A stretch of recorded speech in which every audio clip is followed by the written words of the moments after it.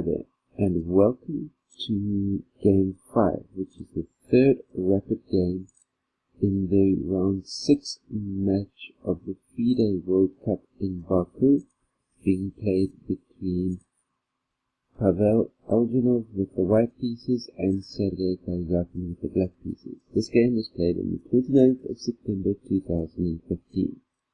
And without further ado, let me skip ahead to the first interesting position of the game so that I do not waste too much time on the opening theory that, especially when you get into tie breaks, it involves rehashing of lots of what has gone before. So here, after white's 41st move, you can see clearly that Eljanov is on the offensive in this position, and although the position has opposite color bishops, his position is certainly a whole lot better than black's, and his pieces are certainly much better too.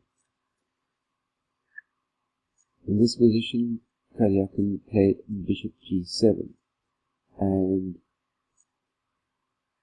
for instance, over here, what was available to Eljanov would be something along the lines of queen c6 to make black's position incredibly uncomfortable, with queen d8, with d7, queen c8, and c4, with a completely dominant position. The c5 is a threat, which will then obviously be forcing the creation of a passed pawn. So that's what was available. Instead, Eljanov played h4, which is the first self-imposed chipping away weakening of his own position. Then bishop f6 was Karjakin's move, and here with the next move, Eljanov completely missed his opponent's idea. And it's important when your opponent does play a move, firstly, try and figure out what his intentions are, what are the ideas that he's, strategic ideas that he's trying to create and achieve by playing the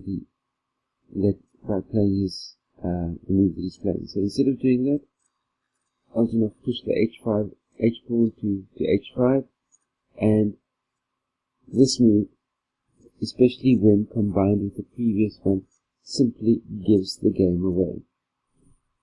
Because now, all of a sudden, after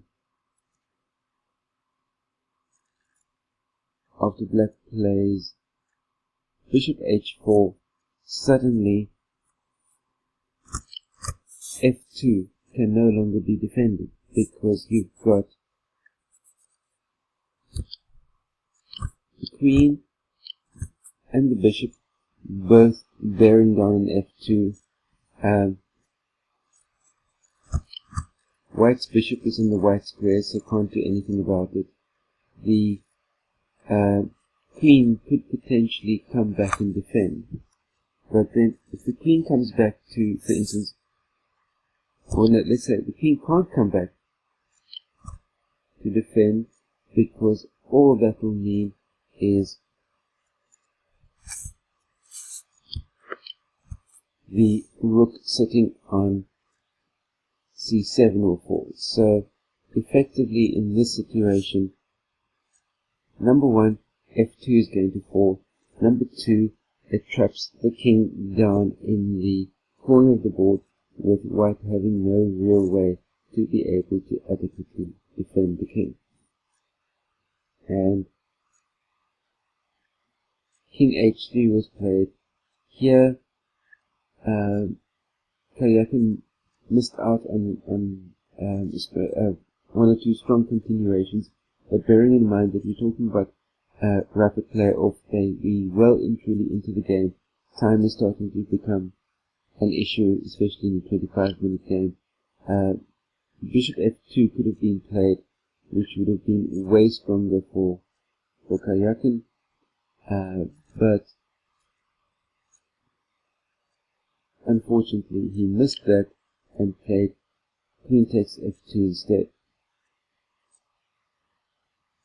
which then allowed queen d3 G takes H5, G takes H5, bishop G5, queen G3, queen F1 check, queen G2, queen F4, queen G4, queen E3, with check, and here Eljanov could have played something along the lines of queen F3, forcing the exchange of queens, and F5. It's still looking really bad for white, especially with those two connected passed pawns, but really what else is there available to be able to play? However, in the position, Eljanov played king G2, which just simply allowed rook B8, rook C8 check, rook takes C8, queen takes C8, king G7, and right now the white king position is just simply too weak. There's nothing that Eljanov can do to be able to hold the position for much longer. I mean, just look at it, the white king, it's sitting completely exposed, and you've got the bishop and queen combination of black pieces just simply raining down in the position. And let's us not forget that should black play something along the lines of F5 in short order, he'll be sitting with a combination of two connected passed pawns to back up the way powerful bishop-queen combination that he's got going for him.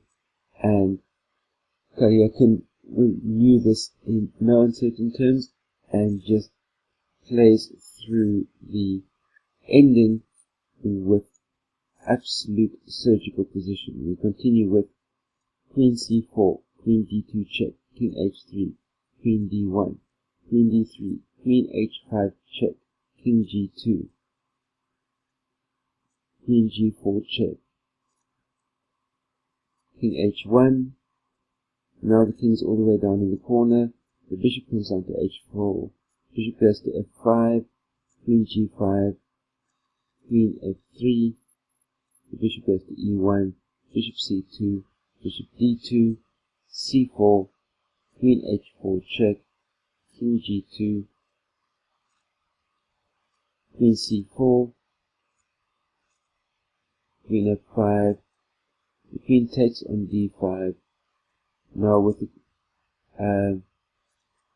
D5 pawn having fallen, what we now simply have is 1, 2, 3 pawns that are about to become a connected chain of passed pawns, which is going to be absolutely impossible for white to be able to defend.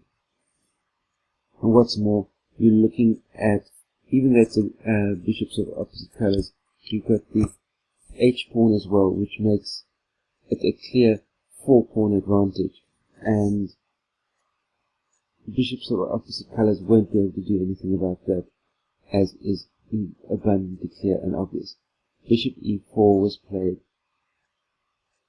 queen E6, queen A7 check, king F8, and after king F8, white had really nothing left to be able to make headway as far as the position is concerned, and Pavel Eljanov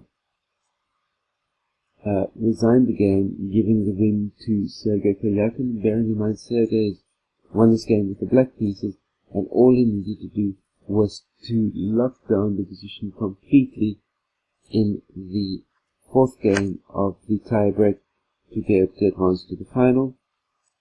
And although he had a couple of nervous moments, he was able to hold out the fourth game for a draw.